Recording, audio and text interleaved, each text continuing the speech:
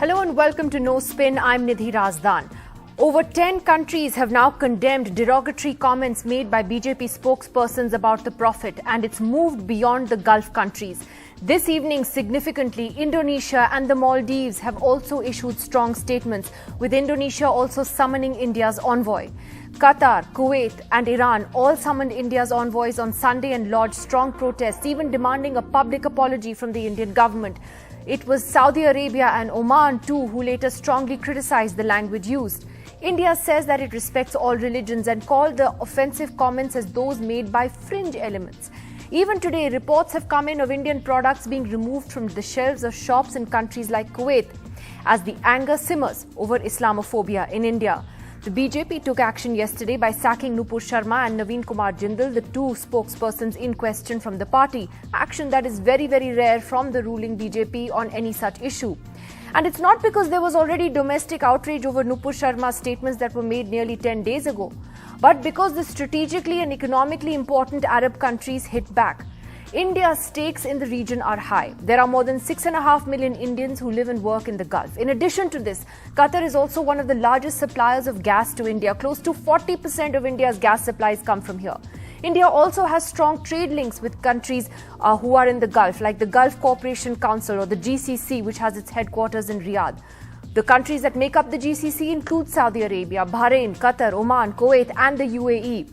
Official data shows that in 2020-21, the total values of India's trade with the GCC countries was worth over $87 billion, and total bilateral two-way trade for this period grew by 27% from the previous year.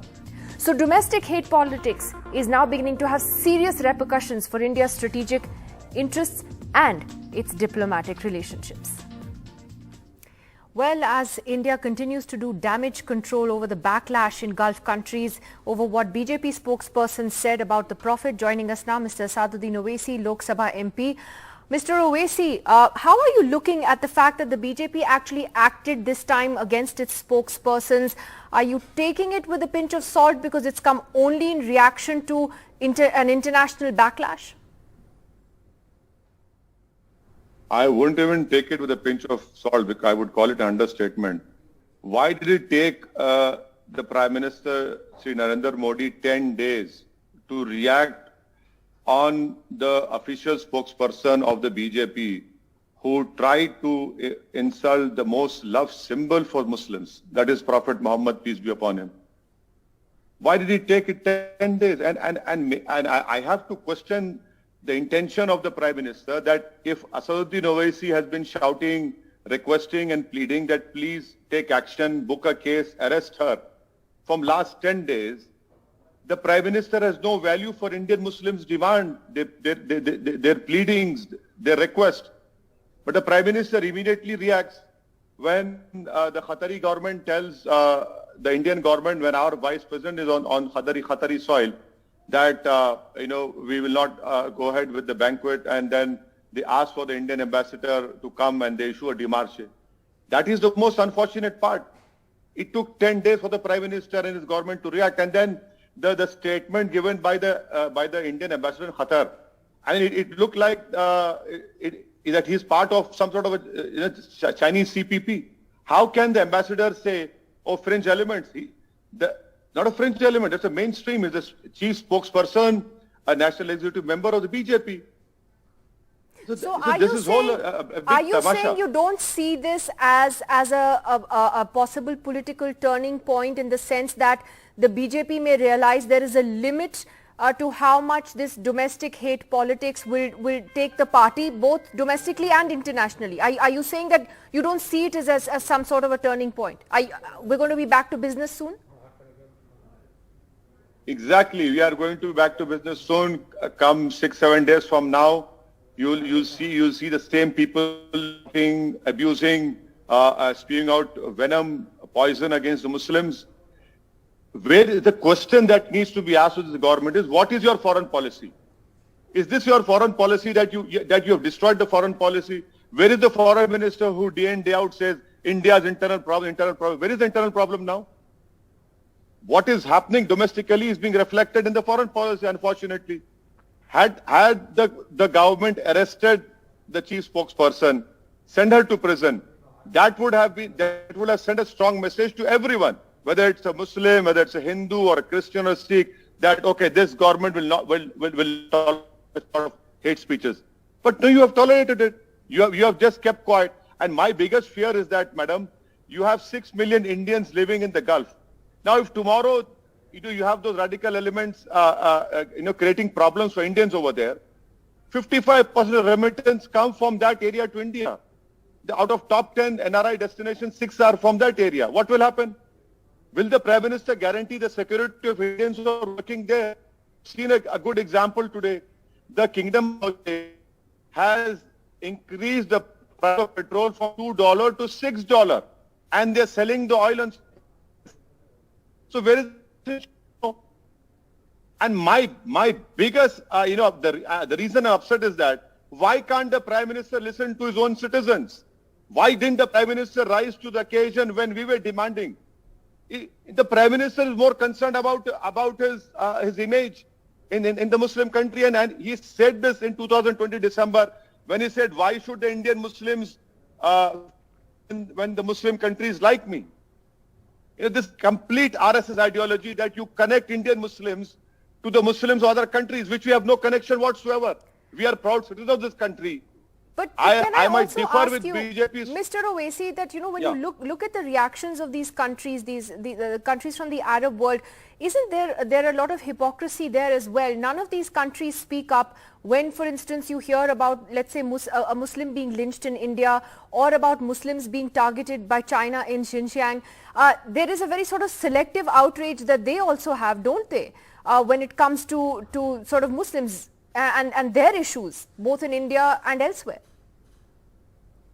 Well, you see, I partly agree with you, but you must remember that we are a democracy. We have a living document called the Constitution, which has been created by Baba Sahib Ambedkar. But over and above that, they also know that the most loved symbol for Muslims throughout the world is the Prophet Muhammad, peace be upon him. Because of the social media outrage in their own respective countries, they were completely forced that, okay, you have to condemn it. I am not concerned with what they are doing. I am more concerned with what is happening in my country. I don't look up to other foreign countries for my protection or for my, savior. They're not my saviors. This is my country. I might differ with Narendra Modi throughout my life, but he's the Prime Minister. He's my Prime Minister. Why isn't he listening to what I am saying? Mr. Owaisi, can I also ask you, though, as a last comment, the fact is that, yes, you've spoken very strongly on the BJP spokesperson's comments, but Nupur Sharma is also getting a lot of death threats. Would you condemn the kind of sort of abuse and threats that she's getting? Is there any place in a civilized society for those kind of threats to be made against anyone, no matter how offensive they may be? Let me answer a question in a clear-cut way. When in Hyderabad, our party and other organizations went and met the Commissioner of Police, City Hyderabad Commissioner of Police, we gave a representation, we got an FIR book. You had one fellow in Hyderabad who gave a death threat to the BJP spokesperson. The Commissioner of Police called me. Kya karna hai? I said, sir, law is there, take action. And you know what? That person is arrested, he's behind bars now. Why can't the same action be taken by the Prime Minister of India? When Telangana and Hyderabad City Police can do it, why can't you do it? You don't want to do it. You are protecting your chief spokesperson. And it's a matter of time, and maybe after a month or so, she'll be back in action. No, but I'm asking about the death threats. The death threats against her. We have booked in Hyderabad a case has been booked against a person who had issued death threat to the BJP spokesperson. That person is arrested in Hyderabad. He's languishing in jail now.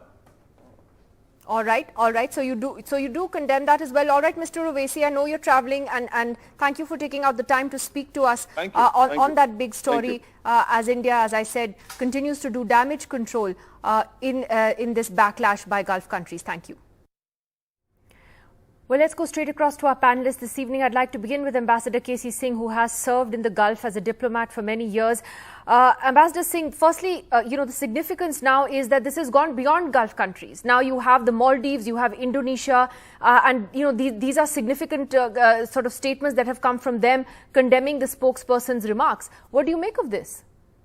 Well, I call it the Salman Rushdie moment. Because if you attack the Prophet, then it's not a question of one country or another country, it's the entire Ummah.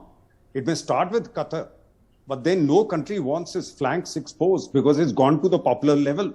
And if the people are involved, then every country will have to react. So you will see the whole list of OIC countries. Sooner or later, they'll have to issue some statement or the other. Some will be milder than the others. Some will be more acute. But this was something where this was an accident waiting to happen. I've been saying it for years. I've been writing about it, that you can't put your domestic policy in one silo and keep your divisive politics on here, your majoritarian agenda, your baiting of Muslims, and think that when you go abroad, you can be a statesman, you can hug them, you deal with their rulers, and they'll be just pragmatic. And they'll basically, deal with you as a powerful country with which they need to have relations. I think that's where the mistake is, that once you go past the political angle, and there was already, I think, concern in all these countries, and the concern was just waiting for a spark. And the spark has been provided by the so-called fringe. Now, if they are the fringe, why have they been coming on your channels and defending the government? In which country does the fringe of a part? Their official spokesperson, by the way, the Prime Minister follows Nupur Sharma on Twitter even now. I just checked 5 minutes ago. The strange fringe it is, that it's really the one that comes and presents itself as spokesman of the government, not the BJP. So how is it a fringe? So at least let's make the right excuses. Let's not assume the Islamic world are stupid. So I think you'll have to be first realistic. We have to show humility and show that we made a mistake. Don't do the external affairs minister kind of vote bank politics. You can try that with the Americans. What is the vote bank? Nobody is saying vote bank politics now. So I think you have to understand. I think we need some signal from the Prime Minister himself that is going to end this divisive baiting of the Muslims in the country, which has been going from bad to worse. And only he can put a stop to it. And once that signal goes, they know that if Prime Minister Modi speaks, those countries will believe it.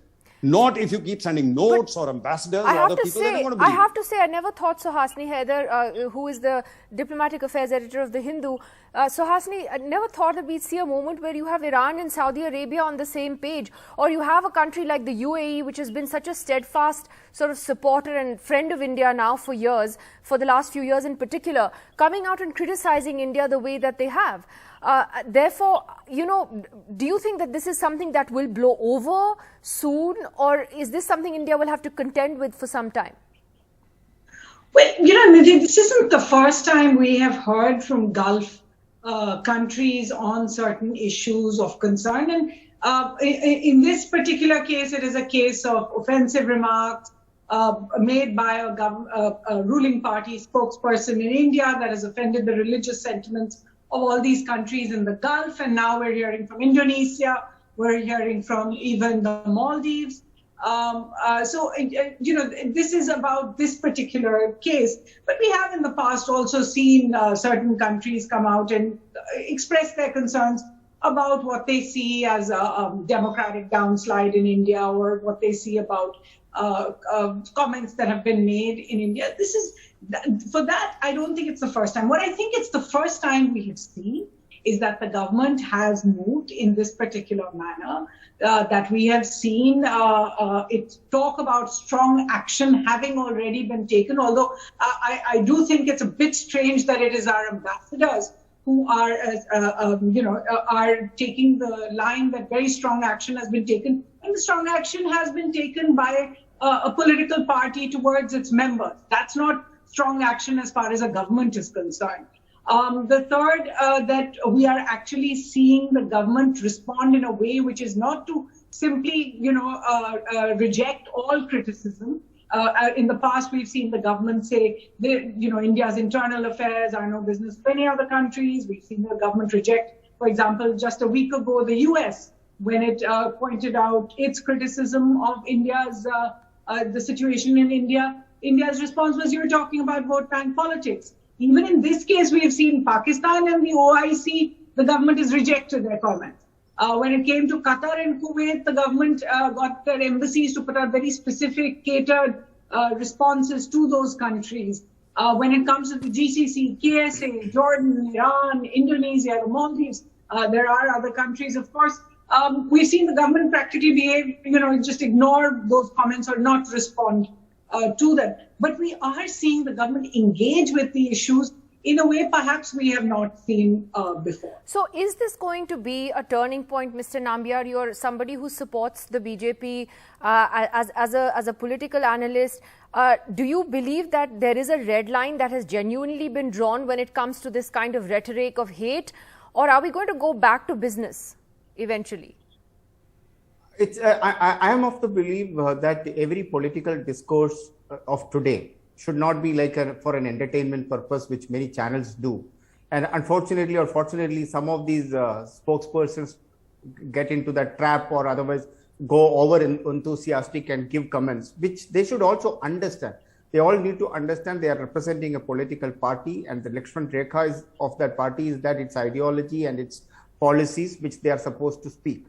When somebody steps out of that Lakshman Rekha and speaks something, and I think what BJP today did is the right example for the Indian political class, that there is, if you are presenting a party, you should be knowing your limits and you stay within the limit. And I also believe that the political class have nothing to do with religious comments or a religious. I do understand that because we are a large country of believers, irrespective of different faith. People, politics do play some kind of a role in anything and everything what we do, because we are a democracy. But having said that, our political discourses should not become religious, and especially talking about touching the sentiments of the people in a wrong way is simply not acceptable. But Mr. Nambiar, I can only say that. But very respectfully, Mr. Nambiar, a couple of things. One is, you're saying that there's a certain Lakshman Rekha that the BJP has drawn. May I ask what that Lakshman Rekha is? When top BJP leaders have looked the other way, when party leaders have made inflammatory statements in the past, not just looked the other way, but they have said things. I mean, who said Shamshan Kabristan? Who brings Pakistan and Jinnah and all this into the political discourse when elections take place? Isn't this something that has happened from top down, and the only reason the BJP reacted and pulled off Nupur Sharma and Naveen Kumar Jindal is because we have so much at stake in this region, economically, strategically? I am of the opinion that India's foreign policy, of course, Suhasini is here, she is of course a seasoned, and we also have Ambassador K.C. Singh, they have all seasoned diplomatic, working in the diplomatic area. But I must tell you that today's India is not that as a weak country wherein we will have to bow down in front of few countries, and just because of certain pressure. That may not be the right way to look at this. That may not be the right way to look at it. I would rather call it like our friendship with all the Arab countries, all the Muslim countries across the world is in the finest way, and it has never been this better so far. And I am sure that even if there are some kind of a misunderstanding is there with these people, our very, very vibrant external affairs ministry and the Prime Minister will be able to manage it very well. We will be able to make up. Are you Please saying note, that, one thing I wanted to tell you. You're saying this on a day when all these Gulf countries, Indonesia, Maldives are hammering India. I mean, we should be embarrassed that this is happening, that we have this diplomatic backlash, Mr. Nambiar. How is everything okay? It's not. India is a 1.35 billion people. BJP is the world's largest party with almost 20 crore members. If one person or two people or five people have made some kind of a comment, what we expect is that party has taken a strict action, shown a way that yes, these kind of a statement or these things are not acceptable in our political discourse, and especially from a party within that boundary, you should not be. I think we must all appreciate that. Do you think the Prime Minister should unfollow Nupur Sharma on Twitter? What is the messaging that's going on there? Because he's still following her. Why does he follow fringe people? So, Nidhi, I may not be the right person to comment on that. Just as I don't opinion, represent on behalf of the Prime Minister, but I can only say that it may be a matter of time. I mean, if somebody is following somebody on a Twitter does not mean that maybe you have many detractors following you on your Twitter. That does not mean but that the Prime Minister following a fringe person, you know, I'm who has saying been this all described had as happened fringe only now. just. This all had happened in the last 1 week. I think it may be whenever the time comes, it may. Okay. It's just a matter of Aishwarya Mahadev time. of the Congress. Are we going to see a miraculously sort of changed political discourse, you think?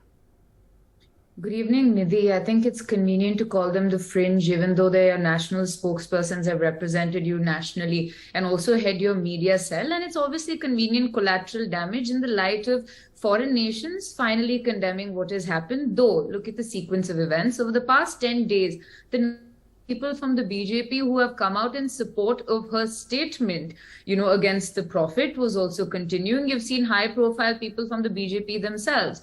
But, you know, while these are convenient pieces of collateral damage, let's talk about instances of heads of state during elections where they don't talk about development, they talk about 80-20, they talk about puncture wallas. You see members of parliament vitiating the election environment further by making this us versus them narrative. You see the Prime Minister himself in those statements internally, which are so divisive, but goes outside and hugs everybody. And you think that this is going to change? Absolutely not. The impunity with which her statement came out and her support tells you that this is a concerted effort and it has existed over the years. The only reason they decided to keep quiet, you know, you may talk about these wonderful relations with Arab nations, they all boil down to the fact that your energy needs are critical, your foreign remittances are critical. Absolutely, and once you get criticized to such an extent that you had to act upon it, because let me tell you, you know, when reputed world journals talk about the atmosphere of hate,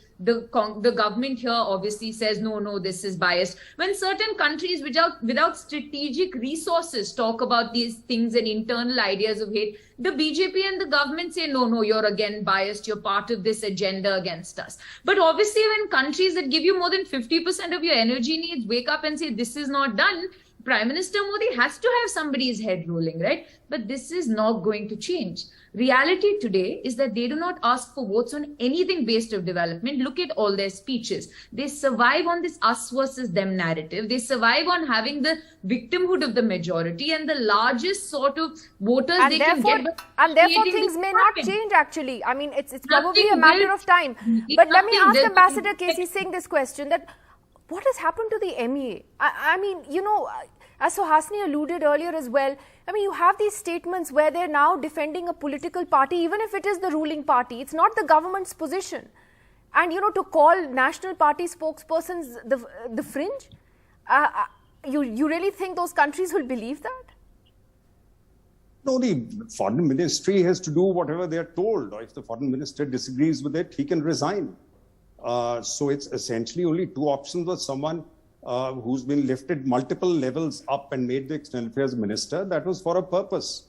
So he's going to do whatever he's told, or so it appears. But, you know, it reminds me when I was ambassador in Abu Dhabi, Mr. Advani came. That was his first visit there when Emirates didn't know what this new BJP government meant. And Mr. Advani in their minds was someone who was involved with the Babri Masjid, the destruction. But I managed to get a call on Sheikh Zayed, the grand old man who's there no longer. And when we called on him, I told Mr. Advani that they had just given us space for a big cremation ground in Abu Dhabi. So Mr. Advani tells Sheikh Zayed that thank you very much for giving us his land. You know, what is the reply he got? He said, you don't need to thank me. If Allah wanted everyone to be a Muslim, everyone would have been a Muslim. We recognize everyone is not a Muslim. Now, these are the people you've offended. You see, you don't realize that you don't attack the Prophet. You don't cross those lines. But otherwise, it was waiting to happen because you were skirting so close to that line with people in Hardwar saying, let's kill these people, let's eliminate these people, threat of use of force, all kinds of things have happened. Yeah. They put up with it, but it's not that they had noticed. But I think it was but a when spark that line was crossed, when that line, yes. But the spark was, they were just waiting.